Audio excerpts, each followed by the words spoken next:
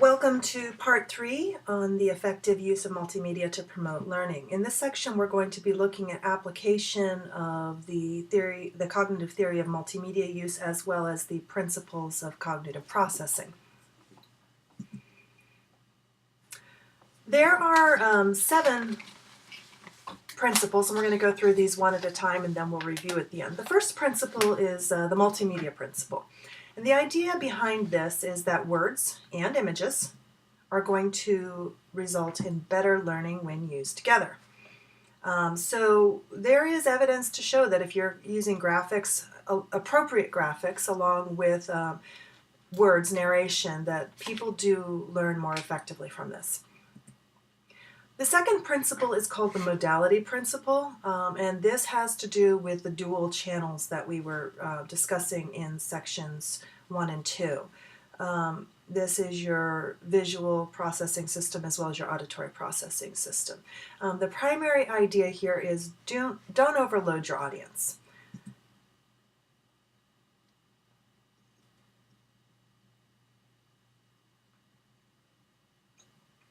An important thing to understand here is that presentations that use printed text to describe graphic illustrations are going to be less effective than those that use narration with the graphics.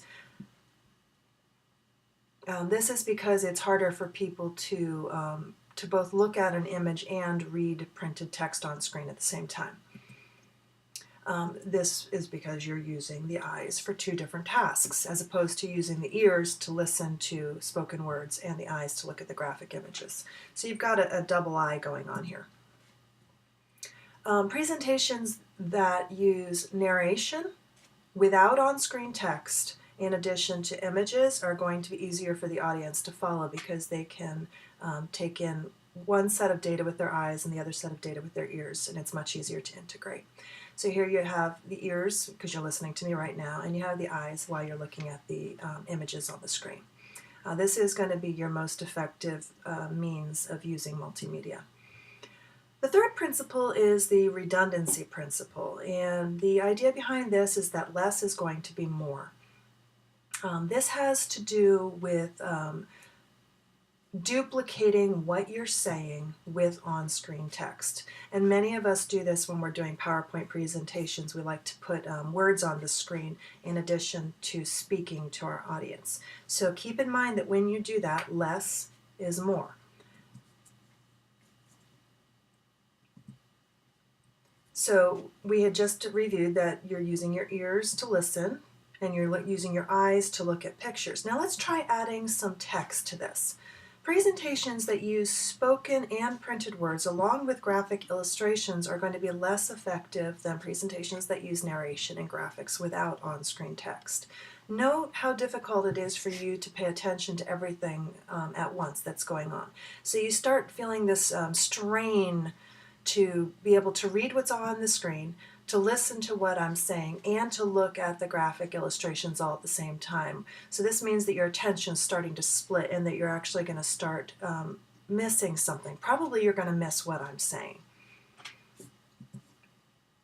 So what's going on in this type of a case is you're using the eyes to look at the text, the eyes to look at the images, and the ears to listen to what I'm saying. So you start to overload. Too much redundancy going on here. So I'm being redundant by the fact that I'm telling you the same thing that's printed on the screen. By and large, you don't want to do this. It's not useful and it's not effective.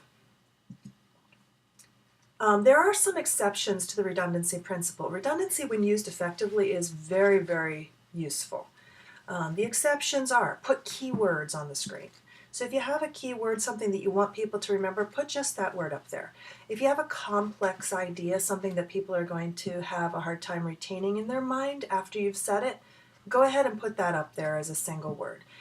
If you have a presentation that's not using any graphics, then you may want to go ahead and put a little bit of printed text on the screen. Again, minimize it.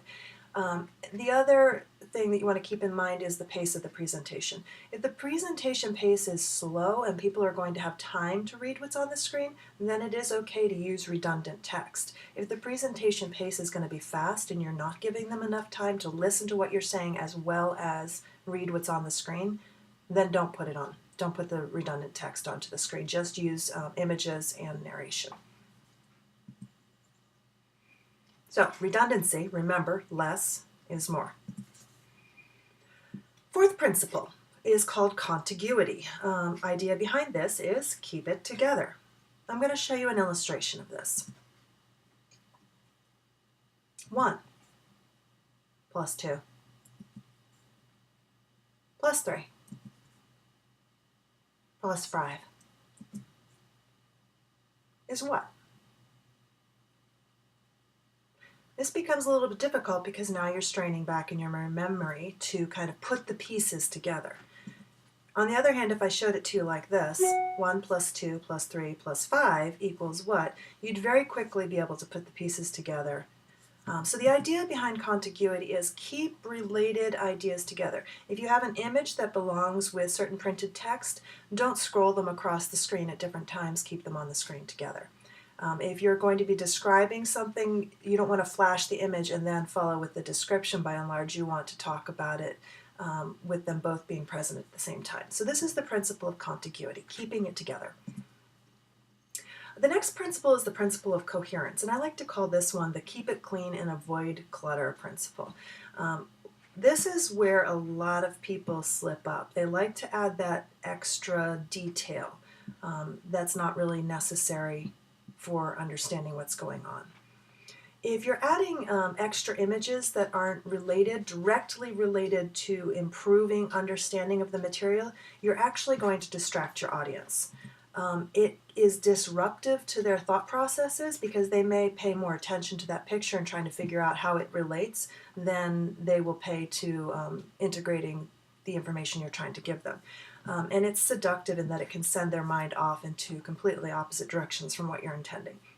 So the idea is stick to what's important. Only use graphics if they actually are going to improve the learning experience. Don't put it up there just to be interesting, catchy, exciting, etc., because it doesn't produce what you're intending it to produce. It just becomes distracting.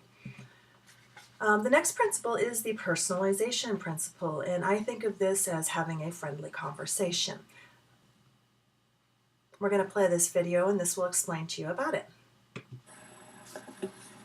Hi, my name's Jennifer. I want to talk to you about using the personalization principle in multimedia.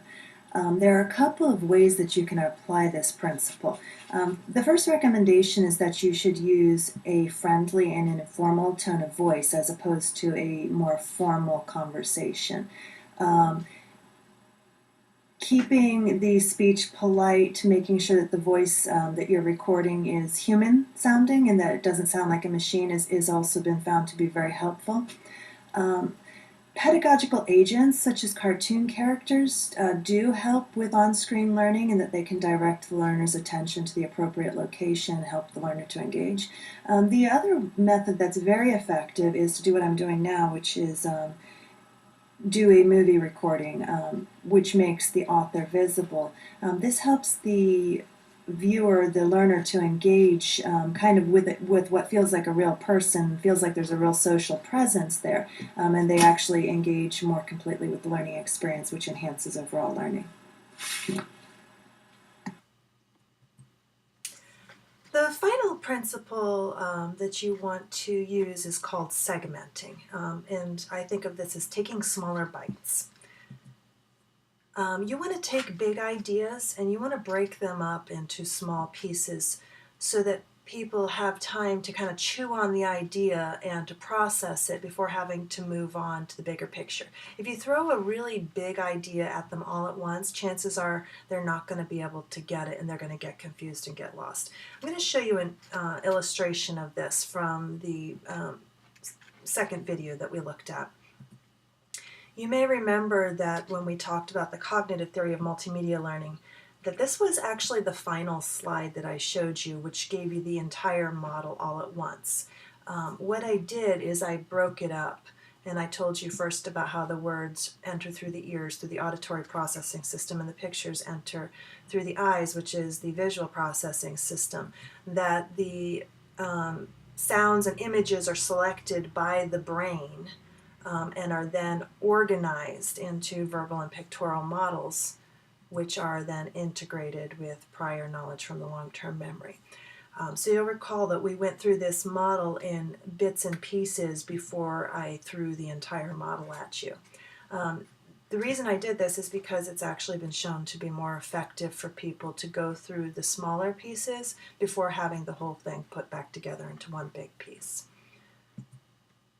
So that is that's an example of segmenting, how you can break up a big idea into smaller pieces. So let's just step back and review. Application to learning of the cognitive theory of multimedia use, as well as the principles of cognitive processing, is that you're going to be using that use of multimedia, words and pictures, is more effective than a use of a single media.